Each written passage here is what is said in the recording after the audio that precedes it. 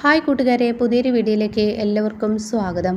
അങ്ങനെ വസുന്ധരയ്ക്ക് വളരെ നാണക്കേടാവുകയാണ് കേട്ടോ. വസുന്ധരയുടെ നെയിം ബോർഡൊക്കെ എടുത്ത് ക്ലോസറ്റിലിട്ട് ഫ്രഷ് അടിക്കുന്ന ആ രംഗമൊക്കെ നിധി കാണിക്കുന്നുണ്ട് കേട്ടോ. അപ്പോൾ അതിനെക്കുറിച്ച് റിവ്യൂ പറയാവേ.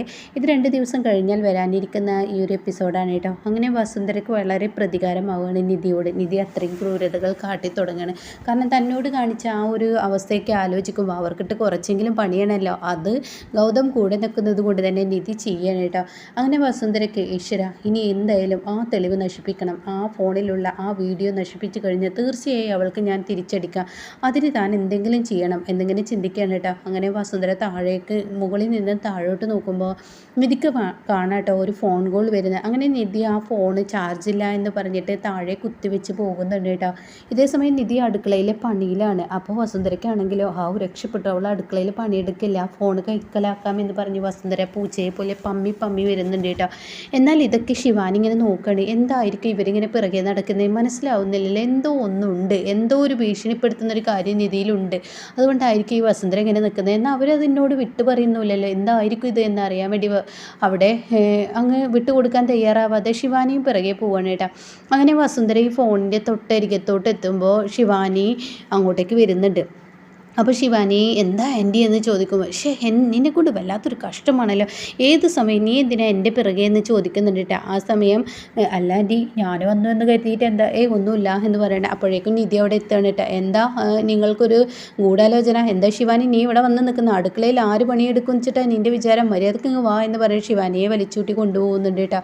അങ്ങനെ ഈ സമയം വസുന്ധര ഇനി ഇവളുടെ ഉച്ചയുറക്കം ഉണ്ടാവും, രാത്രിയായാലും ഇവള് കിടന്നുറങ്ങുമല്ലോ. അപ്പോൾ ആ സമയം ഇവളുടെ റൂമിലോട്ട് എങ്ങനെയെങ്കിലും കയറണം. കഥകാണെങ്കിൽ ഇവൾ ലോക്ക് ചെയ്തിട്ട് പൂട്ടിയിട്ടാണല്ലോ കിടക്കുന്നത്. അപ്പോൾ അതിനെന്തെങ്കിലും ഒരു ട്രിക്ക് ചെയ്യണം എന്നൊക്കെ ഇങ്ങനെ വസുന്ധര ചിന്തിക്കുകയാണ് കേട്ടോ. അപ്പോൾ ഈ ഓടാമ്പലുള്ളൊരു കഥകാണ് റീമേക്കിൽ കാണിക്കുന്നത്. ഇനി ഇവിടെ എങ്ങനെയെന്ന് അറിയില്ല. അങ്ങനെ ഈ ഒരു ഓടാമ്പലിൻ്റെ ആ ഒരു കുറ്റി ഉണ്ടല്ലോ, അടിയിലുള്ള കുറ്റി, അതിങ്ങനെ സ്കൂറ് ചെറുതായി ഇങ്ങനെ അഴിച്ച് വെക്കുകയാണ് കേട്ടോ. ഈ സമയം ഇത് നിധിയൊന്നും കാണുന്നില്ല. അങ്ങനെ പതിയെ ഇങ്ങനെ റൂമിലോട്ട് പോവുകയാണ്. ഇവിടെ പതുങ്ങിയിരിക്കാൻ പറ്റിയൊരു സ്ഥലം എവിടെയെന്ന് നോക്കണം എന്നൊക്കെ ഇങ്ങനെ വസുന്ധര ചിന്തിക്കുകയാണ്. അപ്പോൾ ഇത് കണ്ടിട്ടാണ് ശിവാനി വരുന്നത്. എന്തിനീ വസുന്ധര എൻ്റെ നിധിയുടെ റൂമിലോട്ട് പോകുന്നത് എന്നിങ്ങനെ ചിന്തിക്കുന്നുണ്ട് കേട്ടോ. അങ്ങനെ പിന്നീട് അങ്ങനെ അത് വിട്ടു. പിന്നീടാണെങ്കിലോ വസുന്ധര അകത്തോട്ട് പോവുകയും ചെയ്തു. അങ്ങനെ നിധി ഇങ്ങനെ ഗൗതമിനെ കാത്തിരിക്കുകയാണ്. എത്ര നേരം കഴിഞ്ഞിട്ടും ഗൗതം പതിവിലും നേരം വൈകിട്ടാട്ടോ എത്തുന്നത്.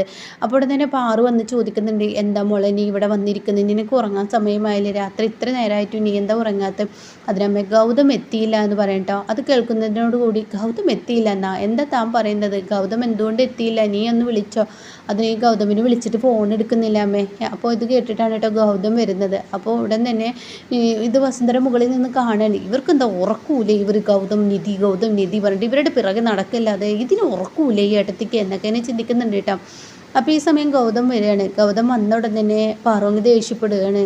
നീ എന്തിനാടാ ഇത്രയും നേരം വഴുകി ജോലിക്ക് നിൽക്കുന്നത്? അപ്പോൾ അത് കേട്ട ഉടൻ തന്നെ ഗൗതം പറയണേ, എനിക്ക് അർജൻറ്റായ ഒരു മീറ്റിംഗ് ഉണ്ടായി അമ്മ, അതുകൊണ്ടാണ് ഞാൻ അതിന് നിന്നത് എന്നൊക്കെ ഇങ്ങനെ പറയുമ്പോൾ, എടാ നിൻ്റെ അച്ഛൻ ഈ ഒരു സ്വത്ത് അത് ഇത് എന്നൊക്കെ പറഞ്ഞിട്ട് പണത്തിൻ്റെ പിറകെ നടക്കുന്നത് കൊണ്ട് തന്നെ നിൻ്റെ അച്ഛനിപ്പോൾ കുടുംബവും വേണ്ട, ഒന്നും വേണ്ട, ഈ സിംഗപ്പൂരിൽ പോയി നിൽക്കല്ലേ. അതുപോലെ തന്നെ നീയോ ആവുകയാണോ? നീ എന്താ ഈ ചെയ്യുന്നത്? വെറും കുടുംബത്തിന് വേണ്ടി മാത്രം ജീവിച്ചാൽ പോരാ.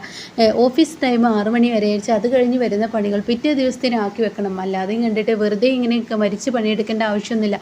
അതപ്പോൾ നമ്മുടെ കമ്പനിക്ക് വേണ്ടിയിട്ടല്ലേ. എന്ത് കമ്പനിയാണെങ്കിലും എൻ്റെ അച്ഛനും പറയുന്ന ന്യായം ഇത് തന്നെയാണ്. എന്ത് കമ്പനിക്കാണെങ്കിലും ഇത്ര കഷ്ടപ്പെട്ട് പണിയൊന്നും എടുക്കണ്ട. നിങ്ങളൊക്കെ കാത്ത് ഇവിടെ ഇരിക്കുന്നൊരു പെണ്ണുണ്ട്, ഞാനും അതുപോലെ തന്നെയാണ്. നിങ്ങൾ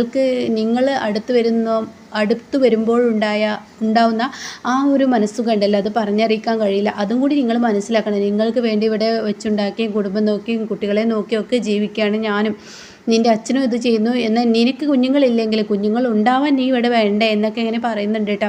അപ്പോൾ അത് കേൾക്കുന്ന വസുന്ധര ഇവർക്ക് ഇതന്നെ പറയാനുള്ളൂ, വേറെ ഒന്നും പറയാനില്ല. ഇവരൊരു കാര്യം, ഇവർക്കൊന്ന് പോയി കിടന്നുറങ്ങിക്കൂടെ, ഇങ്ങനെ കിടന്ന് ചിലച്ചിട്ട് എന്നിങ്ങനെ വസുന്ധര മനസ്സുകൊണ്ട് പറയാൻ കേട്ടോ. അപ്പോൾ ഈ സമയം ഇവർ പോകാൻ വേണ്ടി ഇങ്ങനെ നിൽക്കുകയാണ്. അപ്പോഴേക്കും പറയുന്നത് മതി ഇനി കിടന്നോളൂ എന്ന് പറയണേ. അങ്ങനെ ഭക്ഷണം കഴിച്ചോ?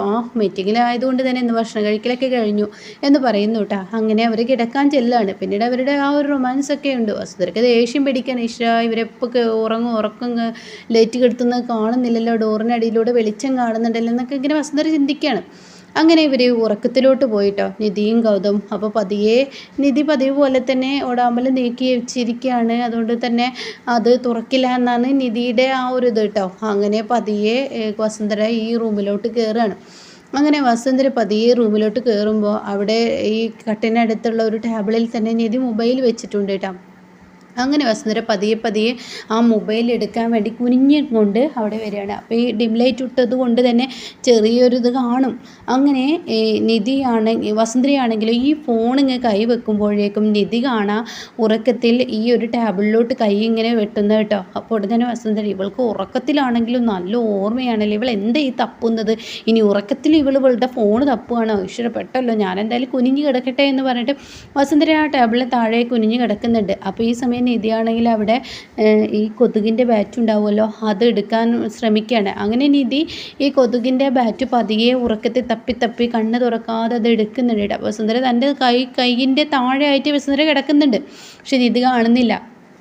അങ്ങനെ വസുന്ധരയാണെങ്കിലോ എടുത്തു അവൾ എന്ന് പറഞ്ഞിട്ട് വസുന്ധരയാണെങ്കിൽ സമാധാനത്തോടു കൂടി ഈ ഫോൺ വീണ്ടും എടുക്കാൻ ഒരുങ്ങുമ്പോൾ നിധി കാണാൻ ഈ ബാറ്റ് കൊണ്ട് അവിടെ കൊതുക് തന്നെ കടിക്കുന്നുണ്ട്. അതിനെ ഇങ്ങനെ വീശിയും കൊണ്ടിരിക്കുകയാണ് കേട്ടോ. അപ്പോൾ നിധി ഇത് ഉറക്കത്തിലാണെങ്കിലും നിധി കണ്ണിൽ ചെറുതായി കണ്ടതുപോലെ ഒരു ഇതാണ് അവിടെ കാണിക്കുന്നത്. അങ്ങനെ നിധി എന്ത് ചെയ്യുന്നു, പിന്നീട് ആ ബാറ്റ് എടുത്തിട്ട് വസുന്ധരയുടെ തലക്കിട്ടിട്ട് ഒന്നിട്ട് കൊടുക്കുന്നുണ്ട് കേട്ടോ.